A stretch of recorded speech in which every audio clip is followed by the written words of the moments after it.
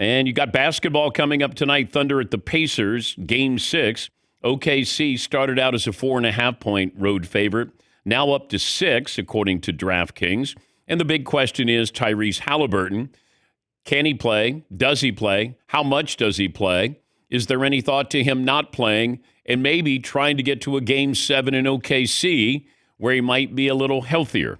All questions that should be asked, will be asked, and hopefully answered.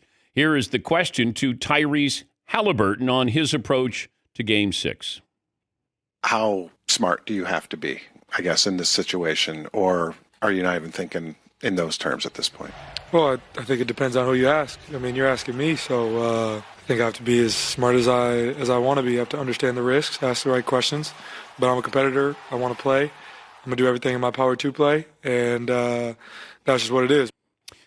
Yeah, so I don't know exactly what they're going to get out of him. I know the over-under is 13.5 points. It's been around 17.5. He has been a slow starter.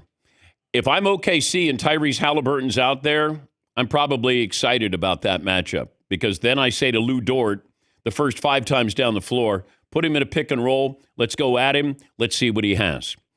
And see how long he can stay out there. And that might be one of those, I'm going to keep you out there as long as I think you're a positive force. If not, then, T.J. McConnell's going to play a majority of the minutes here. If I'm OKC, I'd rather have Haliburton out there right now. If I know that he's not 75%, I'm going to go at him constantly.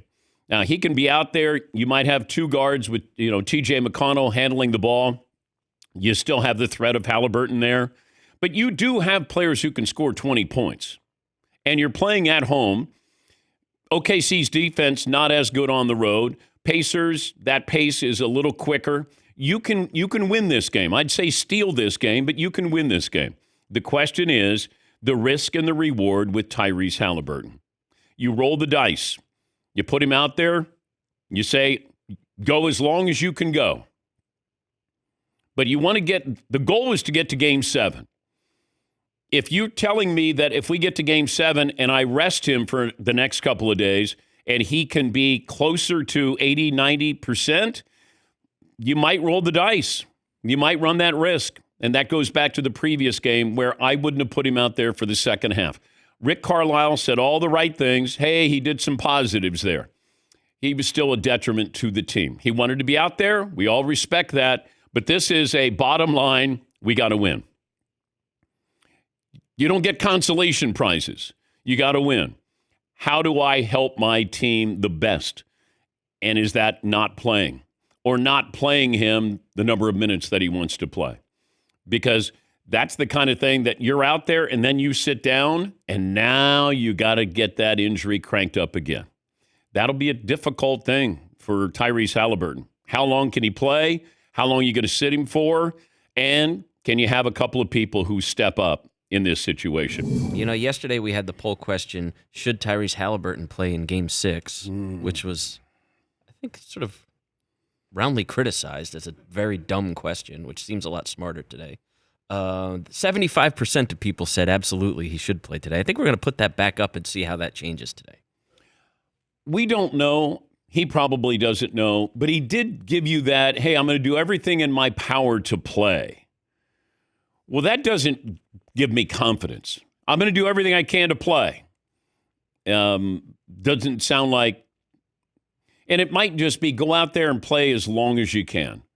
But when you rest, when you have these kind of injuries, they're going to work on that calf muscle right up until game time. Well, you can't work on it while the game is going on, although he'll be moving, and you're going to have him sit on the bench at some point. I mean, it's going to be difficult for him to be up and down, back in the lineup. And OKC, I would be running everything right towards Tyrese Haliburton to start.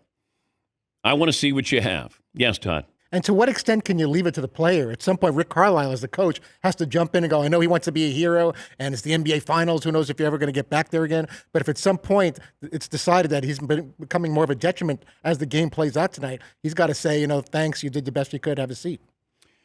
Yeah, it's a tough, let's say they don't play him tonight and they lose. Then Rick Carlisle is going to, face the slings and arrows here. But if you're trying to get to a Game 7, what is the best avenue to get to a Game 7?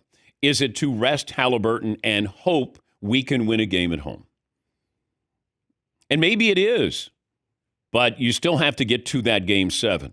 But if you tell me Haliburton will be exponentially healthier when you get to Game 7 Sunday night, then I really have to be seriously considering that. Because right now, Vegas is saying, 13.5 points. He's going to be there, but he's not going to be taking over the game. Now, he might have one of those incredible performances once in a lifetime, which he's had a few of those already, where maybe there's some magic there. But OKC, they're healthy, they're deep, and they're coming I'd be going right at him every single time. That first quarter, every single time. I'm going to make him guard. I'm going to put pressure on him as much as I can.